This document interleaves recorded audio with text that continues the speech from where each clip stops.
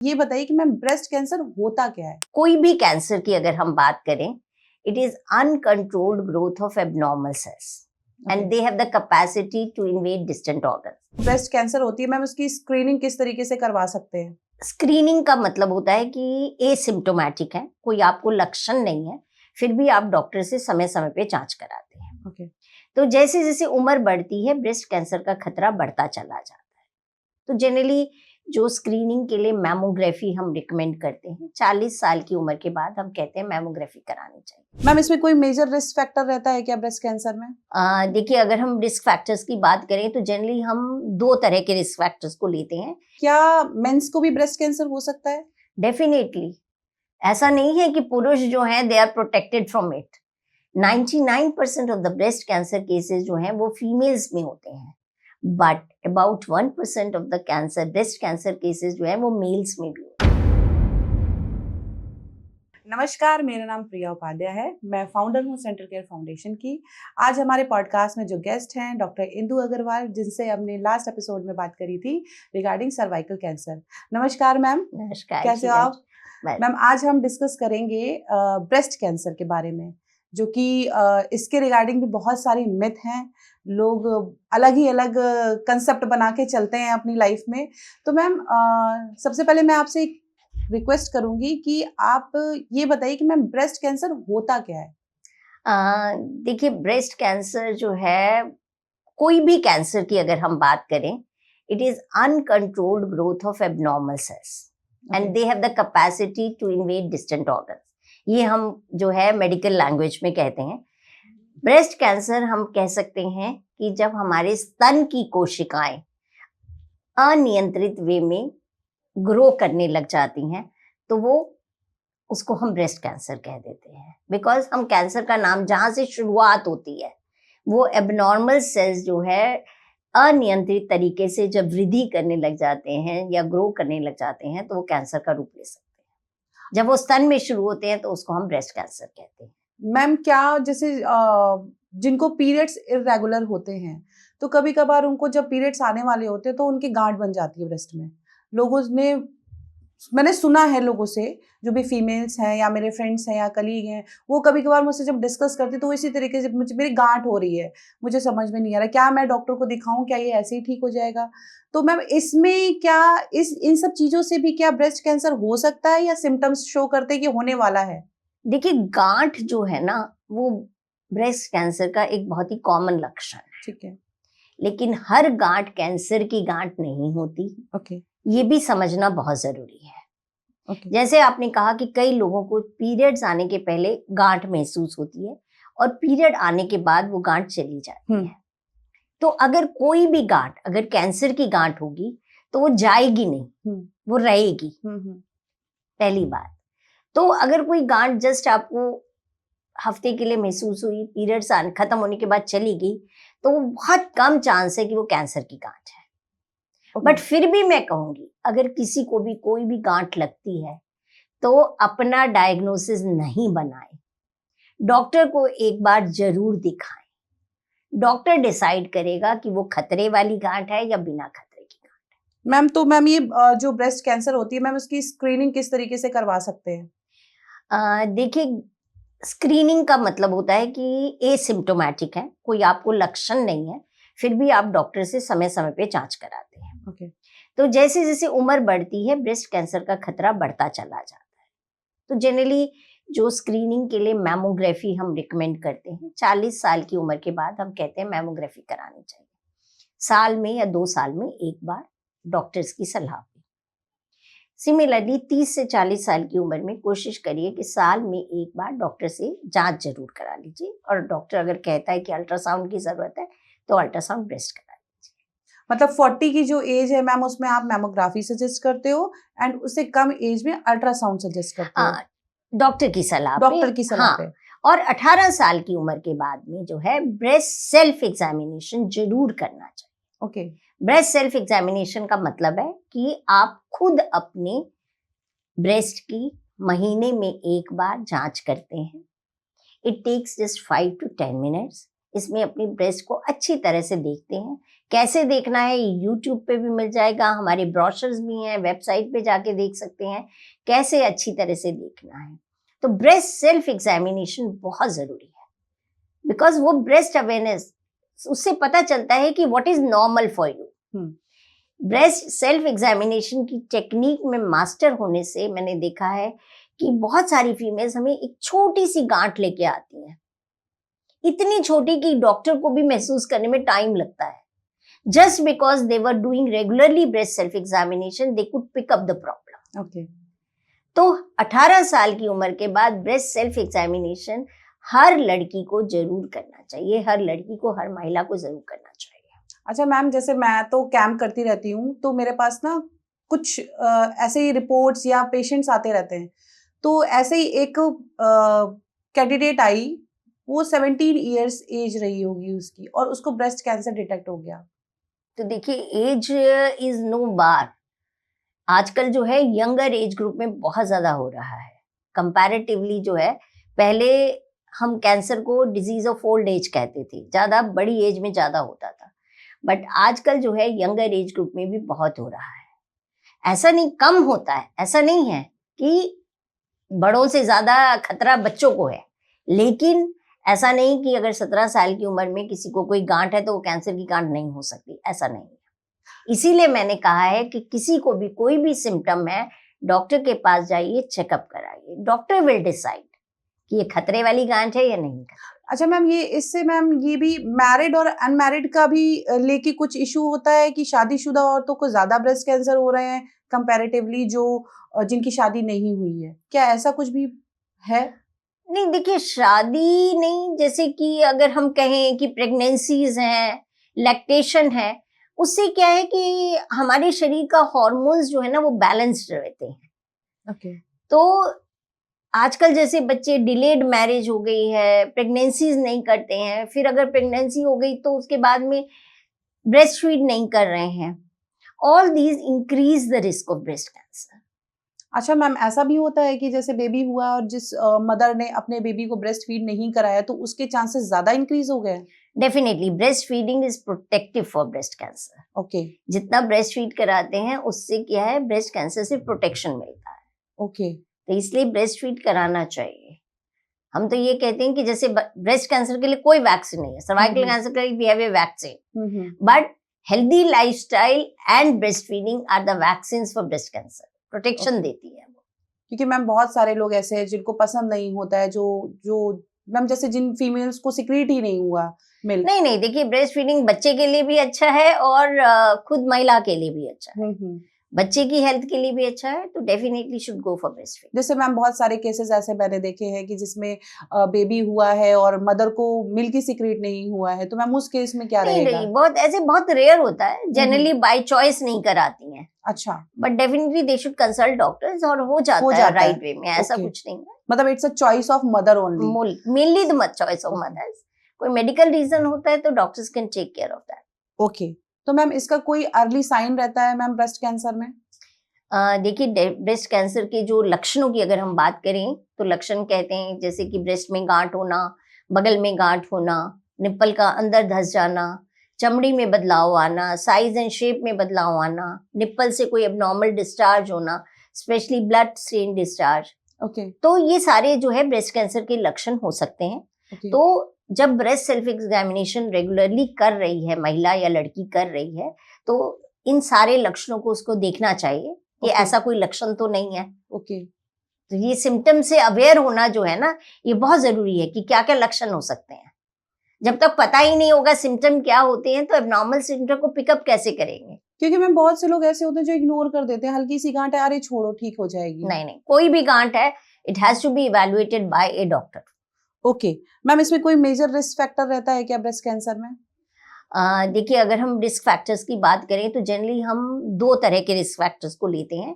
एक ऐसे risk factor जिनमें कि हम कम नहीं कर सकते, बट हमारे वो रिस्क फैक्टर हैं, जैसे कि अगर किसी की फैमिली हिस्ट्री है, हम उसको बदल नहीं सकते, या किसी को जेनेटिक है, जीन्स में चेंजेस हैं, म्यूटेशन, जैसे हम BRCA1, BRCA म्यूटेशंस हैं, उनमें हम कुछ कर नहीं सकते, बट हमें पता है कि ये रिस्क हमारे साथ है, तो हम वो उसके हिसाब से अपने स्क्रीनिंग टेस्ट डॉक्टर की सलाह पे करा सकते हैं।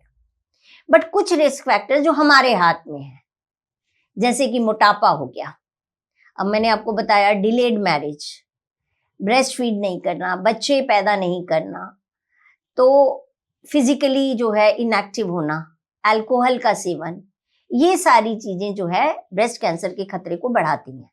ओके।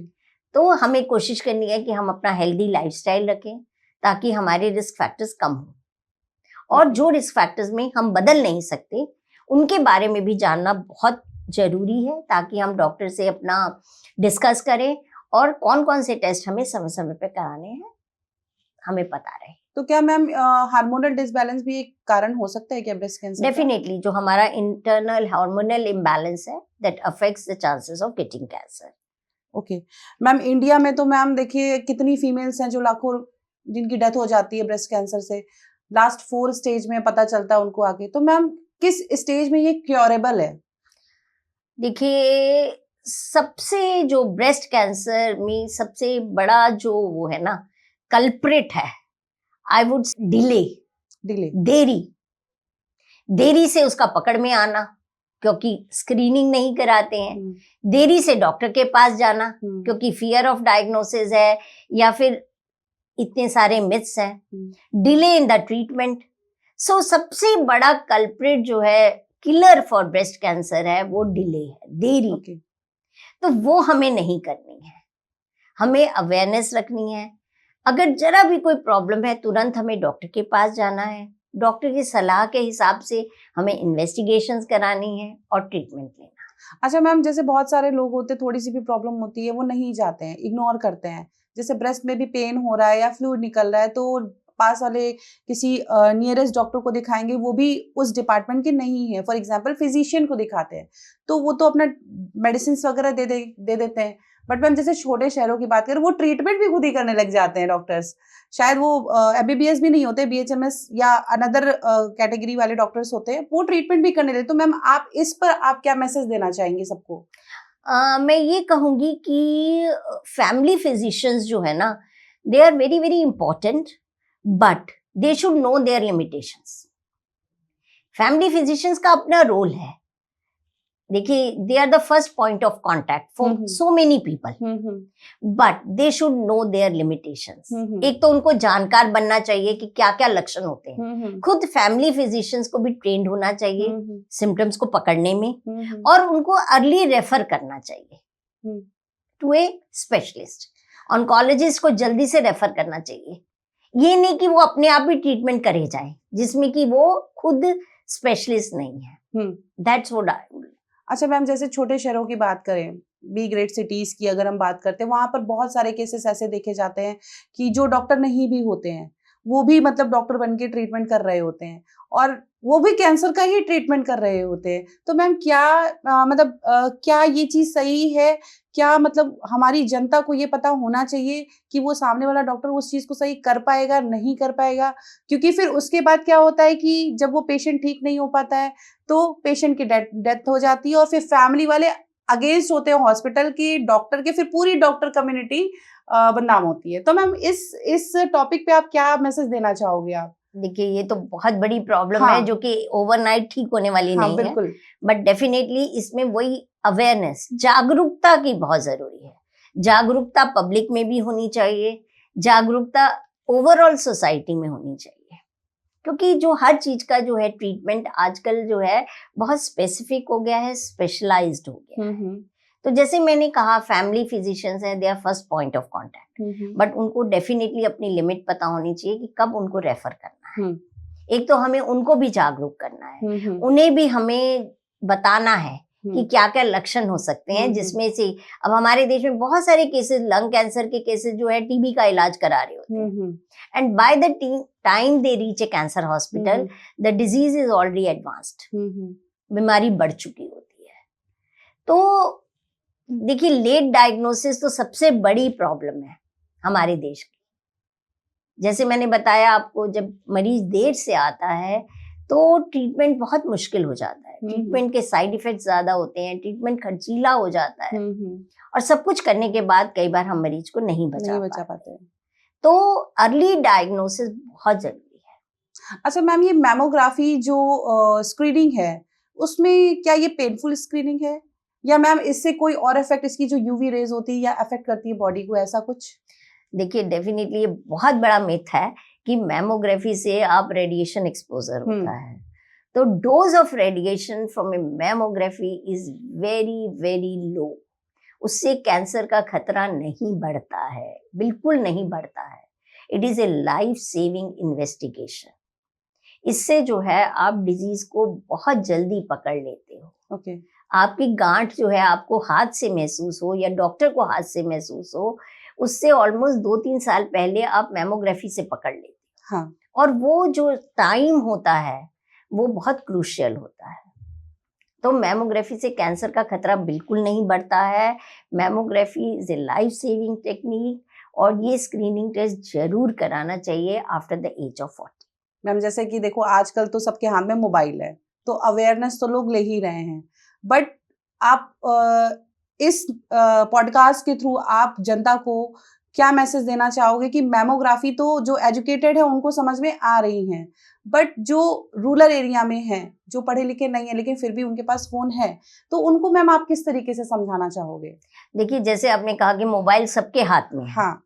तो मैं सब व्यूअर्स को यही कहूंगी कि जब भी आप कोई हेल्थ रिलेटेड इंफॉर्मेशन देखें, सबसे पहले सोर्स ऑफ इंफॉर्मेशन को चेक करिए कि सोर्स ऑफ इंफॉर्मेशन रिलायबल है या नहीं है। और ऐसा देखा गया है कि जितनी भी फेक न्यूज है, जितनी भी रॉन्ग न्यूज है, उसकी मैक्सिमम व्यूअरशिप होती है और मैक्सिमम फॉरवर्ड्स होते हैं। हाँ बिल्कुल। तो source of information is very very important. It has to be from a reliable source. अगर रिलायबल सोर्स ऑफ इंफॉर्मेशन नहीं है तो वो आपको ज्यादा नुकसान पहुंचा सकता है फायदे की बजाय। क्योंकि आपने जैसे बताया कि मैमोग्राफी को लेके बहुत सारे मिथ्स हैं, और ये जो फेक इंफॉर्मेशन है वो इन मिथ्स को बढ़ावा देती है। तो हमें वो नहीं चाहिए। तो जब भी आप मोबाइल पे जा रहे हैं, गूगल से देख रहे हैं, always check the source of information. Okay ma'am, ये क्या मैम मैमोग्राफी पेनफुल होती है क्या? बिल्कुल भी पेनफुल नहीं है। Just 5 minutes of discomfort and that saves your life. इसमें ब्रेस्ट को 2 प्लेट्स के बीच में हल्का सा प्रेस किया जाता है। Right time of taking the mammography is also important. अगर आप प्री मेंस्ट्रुअल कराते हैं तो थोड़ा डिस्कम्फर्ट ज्यादा होगा। तो आइडियली स्पीकिंग पोस्ट मेंस्ट्रुअल करानी चाहिए, जब ब्रेस्ट जो है लेस कंजेस्टेड होती है। बट पेनफुल नहीं है। You can say a little discomfort. Okay ma'am, एक क्वेश्चन और आ रहा है मेरे माइंड में, क्या मेंस को भी ब्रेस्ट कैंसर हो सकता है? डेफिनेटली। ऐसा नहीं है कि पुरुष जो हैं they are protected from it. 99% of the breast cancer cases जो हैं वो फीमेल्स में होते हैं, but about 1% of the cancer breast cancer cases जो है वो मेल्स में भी होते हैं। तो मेल्स में भी हो सकता है, और जनरली देखा गया है कि मेल्स में जब होता है it tends to be more aggressive. एक तो डिले डायग्नोसिस होता है, क्योंकि उनको लगता है कि हमें नहीं हो सकता, इसलिए वो देर से प्रेजेंट करते हैं। दूसरे, जनरली उनमें फैमिली हिस्ट्री, जेनेटिक म्यूटेशन के चांसेस ज्यादा होते हैं। तो अगर ब्रेस्ट में किसी को मेल में प्रॉब्लम है, they should look into it. तो मैम इनके टेस्ट भी अलग ही होते होंगे मेंस के? नहीं, ऐसा कुछ नहीं है। टेस्ट जब हम किसी भी गांठ को या किसी भी सिम्टम को असेस करते हैं, we call it a triple assessment. Triple assessment का मतलब होता है क्लिनिकल ब्रेस्ट एग्जामिनेशन, उसके बाद कोई imaging technique appropriate for age, वो मैमोग्राफी हो सकती है, अल्ट्रासाउंड हो सकती है, देन टिश्यू बायोप्सी। तो that applies to both females and males. तो मेल्स और फीमेल्स में दोनों में इसी तरह से किया जाता है कि पहले क्लिनिकल ब्रेस्ट एग्जामिनेशन होगा, चाहे वो मेल हो या female, by a doctor, clinical examination, फिर imaging, as appropriate imaging test, और उसके बाद टिश्यू बायोप्सी। मैम, इसमें एक और मिथ है कि जैसे कि हमने पहले सर्वाइकल कैंसर के बारे में बात करी थी, तो मैम क्या ब्रेस्ट कैंसर में भी ऐसा होता है क्या कि मैम बायोप्सी कराने के बाद पूरे ब्रेस्ट में कैंसर फैल गया and at the end doctor ने बॉडी पार्ट से ही हटा दिया उसको? नहीं, ऐसा बिल्कुल नहीं है। बायोप्सी जो है, जैसे मैंने पहले भी बताया है कि टिश्यू बायोप्सी के बिना हम ये कंफर्मेटरी टेस्ट होता है, हम डायग्नोसिस नहीं बना सकते हैं, और जब तक डायग्नोसिस नहीं बनेगा तब तक ट्रीटमेंट शुरू नहीं हो सकता। ओके जनरली हमारे पास लोग एडवांस स्टेज में आते हैं, और by the time they go through the process of biopsy तो डिजीज फैल जाती है, और वैसे ही नेचुरल वे में फैल चुकी होती है। हाँ तो उनको लगता है बायोप्सी की वजह से फैल गया है। Okay it is all because of late presentation, not because of biopsy.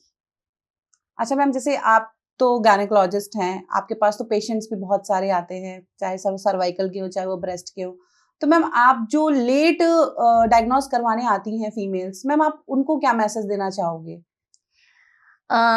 मैं सभी फीमेल्स को कहूंगी कि जो है बी ब्रेस्ट अवेयर। एक तो सेल्फ ब्रेस्ट एग्जामिनेशन बहुत इंपॉर्टेंट टूल है, अपने ब्रेस्ट के बारे में जानकार बनिए, कोई भी एबनॉर्मल फाइंडिंग है तुरंत डॉक्टर के पास जाइए और चेकअप कराइए। दूसरे, अगर आप अपने एज के हिसाब से स्क्रीनिंग टेस्ट कराइए, जैसे 30 से 40 में मैंने बोला अपना क्लिनिकल ब्रेस्ट एग्जामिनेशन कराइए, अगर डॉक्टर कहते हैं तो अल्ट्रासाउंड कराइए, और 40 प्लस के बाद मैमोग्राफी कराइए। मैम तो अच्छा, जो अर्ली डिटेक्शन होता है, जैसे आप ने बताया कि स्क्रीनिंग करा सकते हैं, क्लिनिकल स्क्रीनिंग और मैमोग्राफी, तो मैम कितनी चांसेस मैम बढ़ जाते हैं बचने के? देखिए, early breast cancer is a curable disease. Curable, treatable की बात नहीं कर रही हूँ। क्योरेबल का मतलब अगर किसी को डायबिटीज, हाइपरटेंशन भी होती है ना, तो उसको लाइफ लॉन्ग मेडिसिन खानी पड़ती है। बट ब्रेस्ट कैंसर ऐसी बीमारी है जिससे आप क्योर हो जाते हो, एक बार ठीक हो गए, कोई you can lead a normal life, बिल्कुल normal life, provided it gets detected early. अगर ये स्टेज 1 में 2 में डिटेक्ट होता है तो 95% प्लस इसका सर्वाइवल होता है।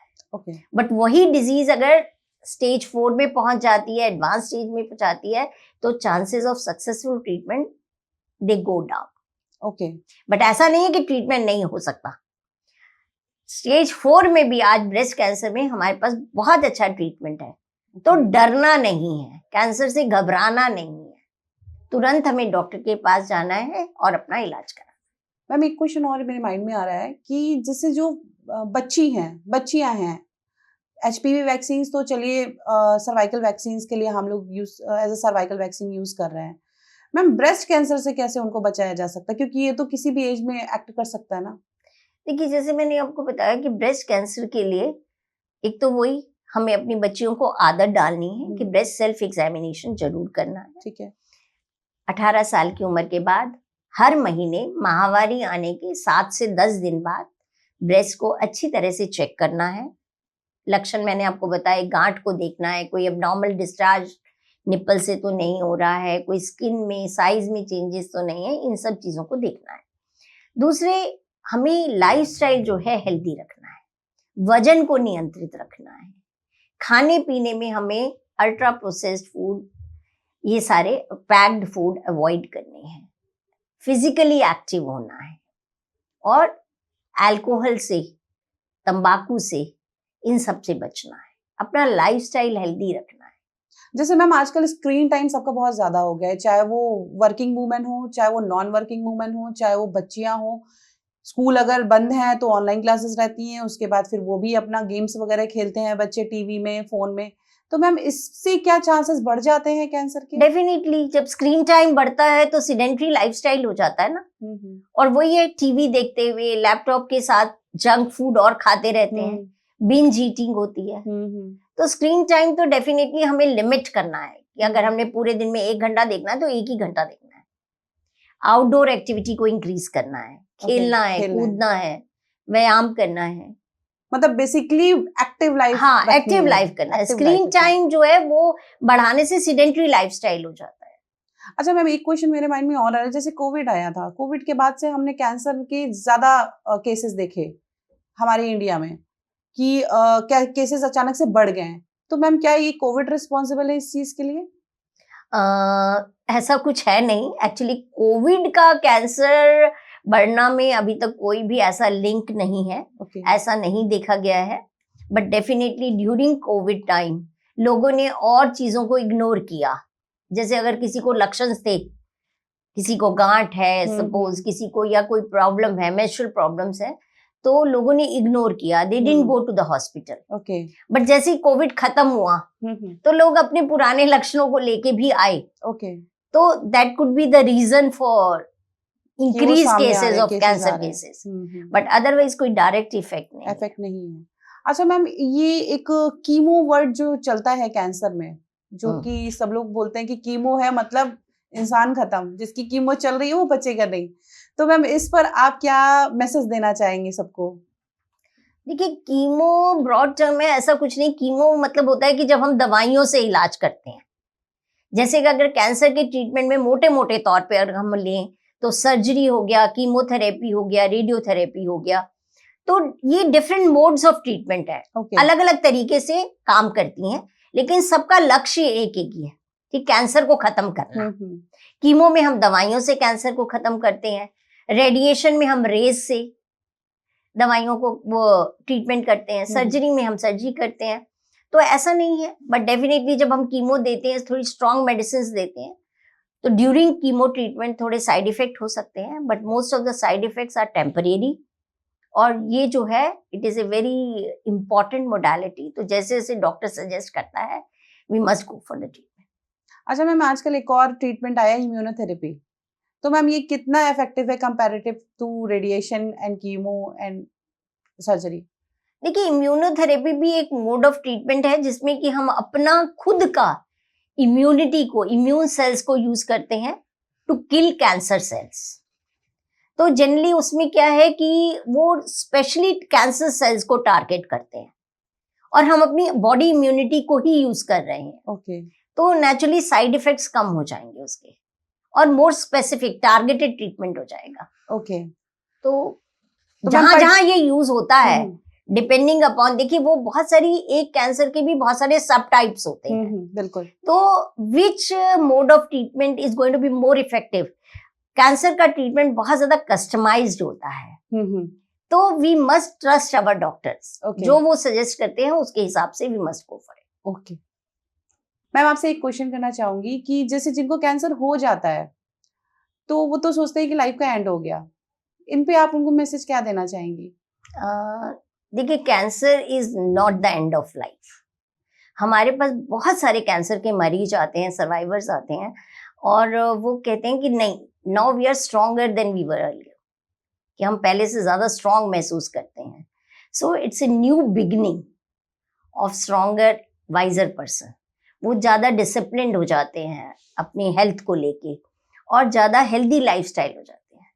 So it is not the end of life, and जो है self motivation, self confidence makes a lot of difference. मैंने एक चीज और देखी कि जो पेशेंट होता है ना, वो मेंटली ज्यादा डिप्रेस हो जाता है कैंसर बीमारी सुनते ही, कि ये मुझे क्या हो गया, ये मेरे साथ ही क्यों हो गया है। उसको अपनी बैक लाइफ नहीं ध्यान आती कि उसने अपनी लाइफ में किया क्या तभी ये हुआ है। तो मैम आप उनको क्या मैसेज देना चाहोगे? देखिए, ऐसा नहीं है कि कैंसर के मरीज को हम, एक तो सबसे जरूरी है कि ये नहीं है कि उन्होंने कुछ गलत किया था इसलिए उनको कैंसर हुआ। देखिए, healthy lifestyle definitely plays a role in risk reduction, but बहुत सारे मरीज ऐसे होते हैं जिन्होंने हेल्दी लाइफस्टाइल भी किया, उसके बावजूद भी उनको हो जाता है। तो उनको ऐसे गिल्ट उसमें जाने की जरूरत नहीं है उनको, या फिर और लोगों के लिए भी ये बहुत ज्यादा जरूरी कि आपने ये किया इस वजह से आपको हुआ। They need the support of the family and the society. अब उनको कैंसर हुआ है तो उनको थोड़ा सा ये है कि भाई, definitely cancer is not only a physical illness, ये इमोशनल इलनेस भी है। बहुत ज्यादा स्ट्रेस में आ जाते हैं पेशेंट्स, उनको सारे तरह के सपोर्ट की जरूरत होती है। तो healthy lifestyle is one part, definitely reduces the risk of cancer, but बहुत सारे केसेस ऐसे होते हैं कि in spite of healthy lifestyle they can still have cancer. Her cancer को हम 100% नहीं कह सकते कि हेल्दी लाइफस्टाइल है तो कैंसर नहीं होगा, हो सकता तभी है। हम कहते हैं ना कि prevention and early detection. Early detection, कोई सिम्टम है उसको हमने इग्नोर नहीं करना है, और जहां तक प्रिवेंट कर सकते हैं, 50% of the cancers are preventable. तो उन 50% को एक तो हमने टारगेट करना है कि कैंसर ना हो। तंबाकू नहीं लेना है, अल्कोहल नहीं लेना है, जंक फूड नहीं लेना है, वजन नियंत्रित रखना है, फिजिकली एक्टिव होना है, जहां वैक्सीनेशन का रोल है वैक्सीनेशन कराना है, तो वो 50% तो प्रिवेंट करना है। बाकियों में यह है कि हमें कोई भी लक्षण है इग्नोर नहीं करना, कोशिश करनी है जल्दी से जल्दी diagnose, early detection, that plays a very very important role. हमें जागरूक रहना है। अच्छा मैम, क्या मैम स्ट्रेस भी कहीं ना कहीं रिस्पॉन्सिबल है क्या? बिल्कुल, स्ट्रेस देखिए, जब स्ट्रेस होते हैं तो हमारी बॉडी के हार्मोन्स डिस्टर्ब हो जाते हैं और उससे क्या है, दैट अफेक्ट्स अवर इम्यूनिटी। ऐसे डायरेक्ट रिलेशनशिप नहीं है कि स्ट्रेस हुआ तो ये कैंसर हो जाएगा, बट डेफिनेटली स्ट्रेस से हमारी बॉडी इम्यूनिटी कम हो जाती है। ओके। एंड ओवरऑल बहुत सारे हेल्थ इश्यूज आते हैं, including increases the risk of cancer. क्योंकि मैम बहुत से लोग ऐसे हैं, फीमेल्स ऐसी हैं जो ड्रिंक भी नहीं करती हैं और तंबाकू भी नहीं लेती हैं, मतलब कुछ भी ऐसा काम नहीं करती हैं जिससे उनकी बॉडी पे इफेक्ट पड़े, बट वो ब्रेस्ट कैंसर से सरवाइव कर रही हैं। देखिए, बहुत सारी स्टडीज हुई हैं जिसमें कि देखा गया है कि जो फीमेल्स नाइट शिफ्ट का काम कर रही हैं उनमें कैंसर रिस्क ज्यादा है। ओके। बिकॉज ऐसी बहुत सारी स्टडीज हुई हैं जिसमें कि हमारा बॉडी का हार्मोन सारे डिस्टर्ब हो जाते हैं and that ultimately affects the risk of cancer. Stress is also one of them. तो डेफिनेटली कोशिश करनी है कि पॉजिटिव थिंकिंग रखें, नेगेटिविटी से दूर रहें, स्ट्रेस अवॉइड करें, योगा करें, मेडिटेशन करें, फिजिकली एक्टिव हों। तो मैम ये जेनेटिक होता है या फिर किसी को भी हो सकता है? कैंसर जो है, अगर हम जेनेटिक की बात करें तो और 5 to 10% of the cancers are hereditary. Okay. Genetic जो हम वर्ड नहीं यूज कर सकते बिकॉज जीन्स चेंजेस की वजह से ही कैंसर होता है। ओके। जिसको हम म्यूटेशंस इन द जीन्स कहते हैं। हेरिडिटरी का मतलब होता है कि एक जनरेशन से दूसरी जनरेशन में पास ऑन हुआ है। ओके। तो 5 to 10% of the cases of cancers are hereditary, जिसमें कि breast cancer is one of them. सारे कैंसर्स नहीं है, ओवेरियन कैंसर, ब्रेस्ट कैंसर। तो अगर किसी की फैमिली हिस्ट्री में बहुत सारे कैंसर के केसेस हैं, they must consult a genetic counsellor and go for genetic testing after the consultation. Okay ma'am, अच्छा इससे ब्रेस्ट कैंसर से रिलेटेड अभी तक कोई वैक्सीन नहीं आई है मार्केट में? वैक्सीन एज सच नहीं है। नहीं है। ओके। ब्रेस्ट कैंसर के प्रिवेंशन के लिए कोई वैक्सीन नहीं है, जैसे कि सर्वाइकल कैंसर के प्रिवेंशन के लिए है। ओके। बट डेफिनेटली जैसे मैंने आपको बताया, healthy lifestyle, breast feeding, all this they work like vaccine. Okay ma'am, आप हमारी जनरेशन को क्या मैसेज देना चाहोगे? मैं आपकी जनरेशन को यही कहना चाहूंगी कि adopt a healthy lifestyle to reduce your risk of cancer. Be aware, जागरूक बनिए, और ये जागरूकता अपने तक सीमित नहीं रखिए, अपनी कम्युनिटी में भी फैलाइए, ज्यादा से ज्यादा लोगों को फैलाइए। ओके मैम, एक क्वेश्चन मेरे माइंड में आ रहा है कि जैसे आजकल प्रोडक्ट्स बहुत ज्यादा लॉन्च हो गए हैं, जैसे सप्लीमेंट्स हो गए हैं आजकल बहुत सारे, कि आप ये सप्लीमेंट लीजिए तो आपकी बॉडी में ये चेंजेस हो जाएंगे, मसल्स बन जाएगी एंड ऑल दैट। तो क्या मैम ये भी क्या एक कैंसर का कारण बन रही है क्या? देखिए, हमारे हिसाब say anything that gets packed, तो उसकी शेल्फ लाइफ बढ़ाने के लिए बहुत सारे प्रिजर्वेटिव्स डाले जाते हैं, केमिकल्स डाले जाते हैं। Anything that gets packed can not be healthy, ठीक है ना? तो go for fresh fruits, vegetables, home cooked food, healthy food. Okay. तो जितने भी ये डब्बा बंद प्रोडक्ट्स हैं उनको अवॉइड करें। हाँ, क्योंकि मैम मार्केट में बहुत सारी भरमार आ गई है और उसको I won't recommend any packed foods. Okay, तो बी फोकस, हेल्दी, कुछ भी फालतू की चीजें नहीं खानी है, healthy fresh fruits and green vegetables ही खानी है, तो आप हेल्दी ही रहोगे। Thank you so much ma'am, आपने बहुत अपना कीमती समय निकाला हमारे लिए और हमारी जनता को अवेयरनेस देने के लिए कि आपको सही इंफॉर्मेशन आपको हमारे चैनल पर ही मिलेगी। और ये है doctor Indu, HOD of department of preventive oncology, RGCIC। तो हमारे पास जो भी इंफॉर्मेशन रहेगी बिल्कुल करेक्ट रहेगी। तो और भी इंफॉर्मेशन लेने के लिए आप हमारे चैनल को सब्सक्राइब कर सकते हैं, शेयर कर सकते हैं, और जो भी आपके माइंड में क्वेश्चन आता है आप कमेंट करके हमसे पूछ सकते हैं। हमारे साथ हैं doctor Indu. Thank you so much. Thank you so much.